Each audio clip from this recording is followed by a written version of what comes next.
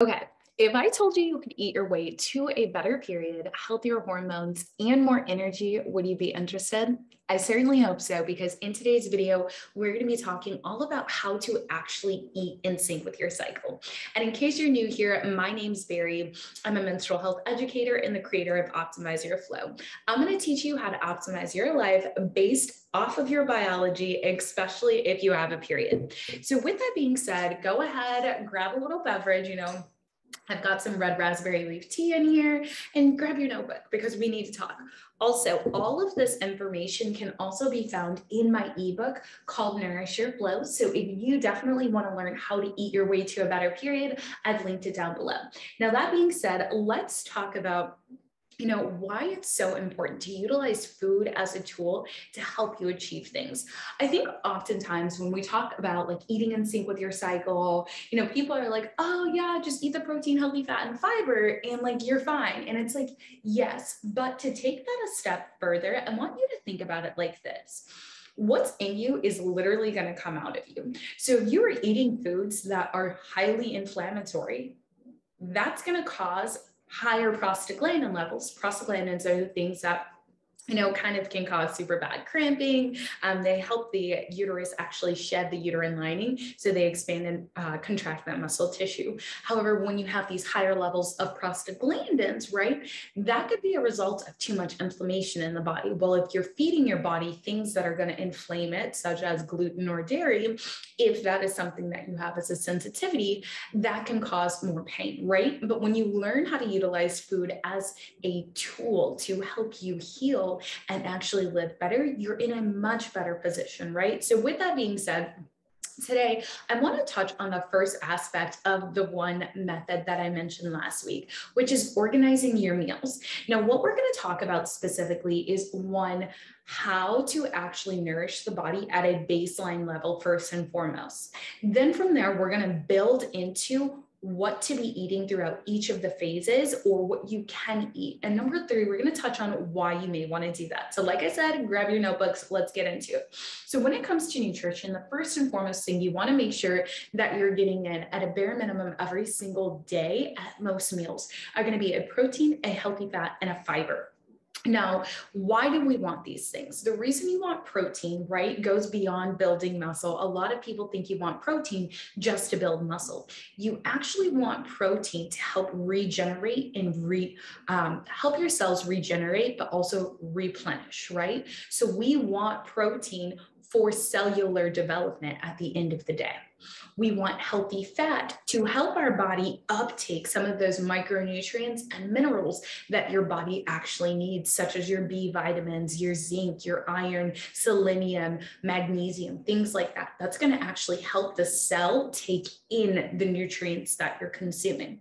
And we want fiber to keep you regular, okay? We want to make sure you're having those bowel movements, but beyond that, fiber is actually going to aid the liver in the natural process of detoxification that it goes through anyways. So again, we're focusing in on protein for cellular development, okay? We're focusing in on healthy fat for nutrient uptake, and we're focusing in on fiber to keep you regular, to eliminate some of those things that are maybe not serving you.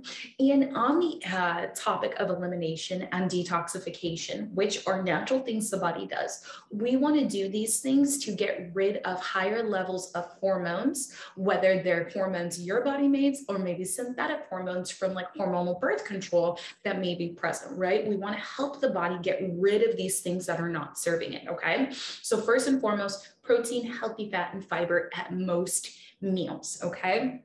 The next thing we want to do is regulate how often you are eating to stabilize your blood sugar levels, okay? When you're stabilizing your blood sugar levels, you can avoid kind of that 3 p.m. coffee crash you might experience, or maybe that moodiness that seems to come out of nowhere, right? Now, I know some people are like, well, I like intermittent fasting, I follow this. Listen, I don't care. Straight up, I don't care. We want to regulate your blood sugar levels so that we can balance out that hormone level and that energy level. So do whatever works for you, okay? Because I'm not going to argue with you. But if you do want to have PMS-free periods. You do want to have balanced hormones. You do want to have clear, glowy skin without needing a filter or any makeup on. You may want to consider, listening to what I'm saying. Just a little thing. So with that being said, now that we know what nutrients kind of are doing and why they're so important, right? And we understand why it's important to stabilize our blood sugar levels, let's talk about how to actually eat in sync with your cycle. So right here, I have the meal plan out, and I'm going to comb through this really, really quick, but I've also gone ahead to actually link a little grocery list for you.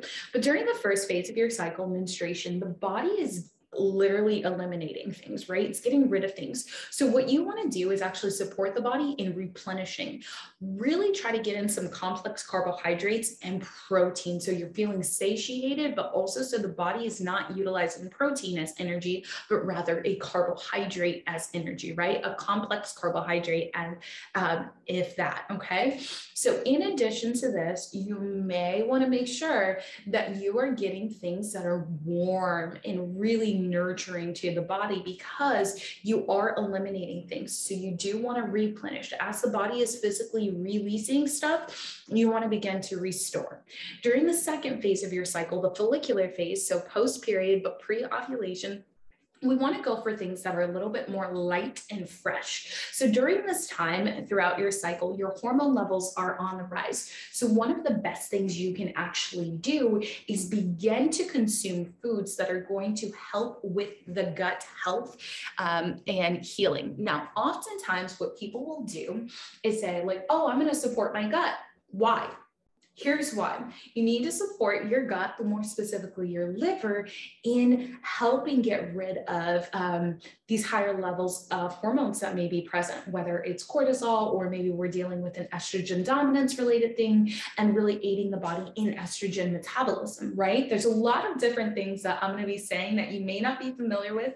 So if you're like, what are you talking about? Drop me a comment down below and say like, what is estrogen metabolism? Or things like that. So I know kind of where you are, but your gut health is going to directly impact your menstrual health, right? So if your gut health is poor, your menstrual health might be poor as well. If you're not really, maybe you're somebody who has like IBS or something like that, that's going to come through as bloating throughout your cycle as well, but more specifically on your period or when you're PMSing, right? So again, we want to prioritize gut health and really get those foods that are going to be good for you to detoxify, aid the liver in its natural process of detoxification. So this could be doing like a heavy metal detox smoothie. This can be something like, maybe cruciferous vegetables. Everyone responds differently, but we want to begin eating these things to really support the body. During the third phase of your cycle, so ovulation, what you may want to do, and this is what I recommend to my clients to do, is kind of consume more food. Here's why. According to research, there's an increase in the resting metabolic rate, so you actually might be hungry. Now, this isn't to say give your body a bunch of junk and give your body a bunch of trash. Don't do that. We're not doing that, okay? But what we are doing is actually saying, okay, I am hungrier, so what can I get more of that's going to support the ovulatory process, but also prep my body for the next menstrual phase, right? So this is a great time, in my humble opinion, to turn up that intensity of those dark leafy greens, continue eating more light and fresh. So continue getting in those smoothies and different things like that, but also make sure maybe you're doing like a Nourish bowl that has a lot of protein and a lot of healthy fat, again, with its fiber, right? So the healthy fat is so that we can actually make sure the body is uptaking the proper cellular nourishment and micronutrients and really helping the body. If you don't know the role of micronutrients and minerals, it's totally okay. Just let me know down below in the comments, and maybe we'll talk about why it's so important to have these micronutrients and minerals. But in addition to making sure that you're getting in enough micronutrients and minerals, you do want to make sure you have enough calories. Like, food is your friend. Food is a tool. It's either going to work for you or against you, and how it works is entirely up to you. So I recommend that if you are noticing you're hungrier when you're ovulating, increasing that protein intake as well, because protein is going to leave you feeling fuller longer, especially if you have a busy lifestyle. Okay. Now, once we've gotten through ovulation, we're transitioning into that luteal phase, right? What we want to, again, focus in on is going to be protein and micronutrients. Now, what I've noticed with protein and micronutrients, especially if you're somebody who deals with a lot of menstrual moodiness or menstrual anxiety, stressors, and different things like that, micronutrients is going to help downregulate that nervous system and really make you feel better in your body. It's also going to help with the production of a hormone called progesterone. Now, you may not be familiar with progesterone, and that's totally fine. We'll talk about it in another video. But when you're doing this, you're taking your body out of this fight or flight state with food, right? So maybe you're somebody's high stress, high anxiety, and you're always in this fight or flight state. Well, nurturing the body with micronutrients and minerals and protein, right, and healthy fat and fiber is actually going to increase the progesterone levels in the body, or the production of progesterone, I should say. When you are increasing the production of progesterone, you're saying to your body, it's safe for me to thrive. It's safe for me to relax. It's safe for me to rest and digest. However, when there's not enough progesterone in the body, sometimes it tells the body, oh, be in fight or flight, boom, boom, boom, boom, boom, boom, boom, right? And we don't want that. So how are you going to eat in sync with your cycle, right? You're going to do protein, healthy fat, and fiber at most meals. We do want to focus in on getting those micronutrients and minerals. That's the baseline of what we're going to do. Then throughout different phases of our cycle, we're going to have different focuses. So we want comfy, cozy foods when you're PMSing. We want comfy, cozy food when you're on your period. We want light and fresh things post-period, but pre-ovulation. And when you're ovulating, we definitely want to turn up the intensity of those calories just a little bit if the body is telling you that. If your body says, I'm hungry, feed her, right? Like that's what we're doing. But in addition to that, if you notice like, oh, I'm really not that hungry, that's okay, right? Listen to your body at the end of the day. Now, let me get a little bit more micro, because I know some of you are like, listen, sis, I love all of this, but I need specifics of what to eat, how to eat, and why, right? So with that being said, let me pull up a little grocery list for you. Oh, and let's go ahead and touch on cravings really quick. So, phase one of your cycle, we're going to do some low GI carbohydrates. We're going to do root veggies, whole grains, legumes, and things along those lines. When you're post-period but pre-ovulation, we're definitely going to do some fermented foods, some kefir, some probiotic, rich yogurts. Make sure you're taking a probiotic regardless, and juice salads, right? Things like that. When you are ovulating, we want to make sure that we're not only having our smoothie bowls and our salads and things like that, but maybe increasing your kales, your broccoli, your onions, cruciferous vegetables, and things that are going to help the body prepare to get rid of those higher levels of estrogen so that you can avoid pain in the long run, right? And then during the fourth and final phase of your cycle, we're going to make sure that we're prioritizing getting a lot of micronutrients and protein in, okay?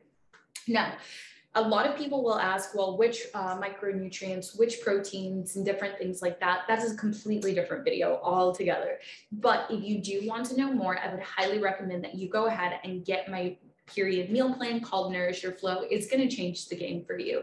I literally ate my way to a better period, and I have had perfect periods for the last 4 years now. And so I know that you can do it. If I can do it, you can definitely do it too.